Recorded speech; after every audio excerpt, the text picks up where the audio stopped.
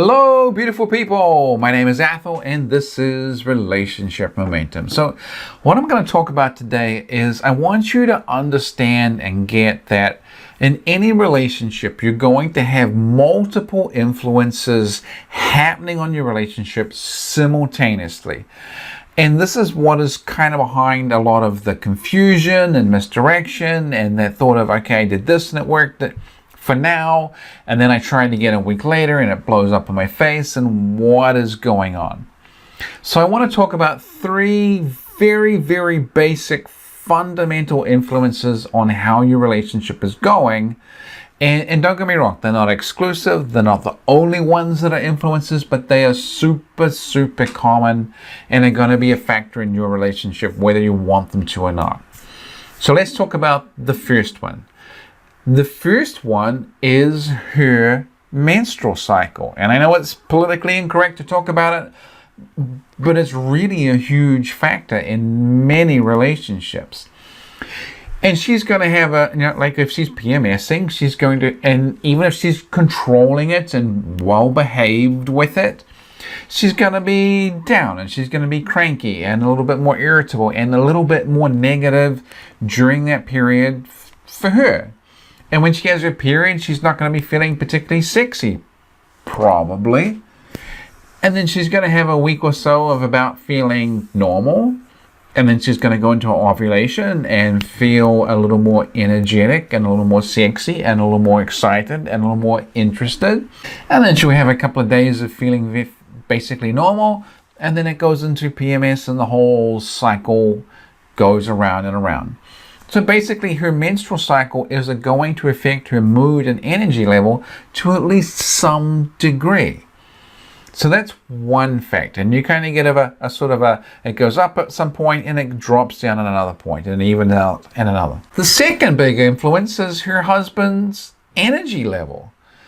If he's coming home and he's happy and he's content and he's engaging and excited to be there, that's going to make her happier, more content, more excited, engaged, and happier in her relationship. And if he is negative and depressive and whining and complaining and basically being a bitch about just being alive, well, it's going to bring her down. So the husband's mood can have an incredible effect on his wife's mood. And I'm not saying that it excuses her from being up or being down, but it's an influence. It's a factor. If he is coming home happy, content, good, she's up. And if he's miserable and whining and complaining, she's going to be down. The other big influence on how things are going is just the all-purpose relationship momentum. If things have been going generally well in 1 month, and things have been improving and everyone's been feeling better and feeling happier, well, the next month, everything's going to be happening at a higher level of happiness and contentment, and it's going to be better.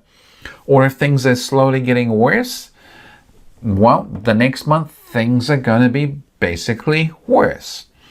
So when you throw all these three factors in together, well, you have the menstrual cycle with some variances up and down in the month. You have the husband's mood and affect affecting his wife's affect. If he's up, she's up. If he's down, she's going to be down. And then you have this sort of cumulative effect thing month to month to month with the overall relationship momentum. So some of this you can control and some of it you can't really control. If you're the husband, you can certainly control your mood and how you're projecting yourself. If you're the wife, you can certainly control how you feel. But that is also going to be hugely influenced by your menstrual cycle. And all of this is going to be influenced by how the relationship is progressing with your just basic vanilla relationship momentum. So what I often see in relationships where I'm coaching them, whether I'm just coaching the guy or just the woman or the couple, is that if things are going well, you tend to see an upward progression, but it's sort of a jagged line upward progression, like we're charting a stock price where it might be up one day and down the next day and up the next day and down the next day, or up for a week and then down for a bit. But the overall momentum, the overall progress of the price is upwards. I mean, if your stock opens at 103 at the beginning of the month and it closes at 193, you're winning, you're coming out ahead. But any individual day could be up or down. And these can be the influences of the individual days. It can be the influence of the menstrual cycle. It can be the influence of how your mood was on any one particular day. And overall, though, it is how you've been doing as sort of an average cumulative effect playing out into what the relationship momentum is. So you can always control your mood. You can always control how you deal with you. You can always control how you deal with him. Menstrual cycle is going to have an individual effect week to week to week, and you're going to have bad days and good days. But the goal is building your basic fundamental relationship momentum so that where you are at the end of 1 month is somewhat better than the beginning of the month you just started. And even if you are just gaining 3 to 5% happiness from 1 month to the next, then seriously, that's all you need to gain. And if you can sustain that for a year, you're going to be 30 to 50, no, more than that, 36 to 60% happier at the end of the year than you are at the beginning of the year. You can be hovering at sort of death's door, people wanting out, people wanting to talk to marriage counselors or divorce lawyers or whatever it is. And if you simply concentrate on controlling your mood, how you interact, and you slowly build day after day a little bit of momentum, you can be in such a different place a year from now than where you are today.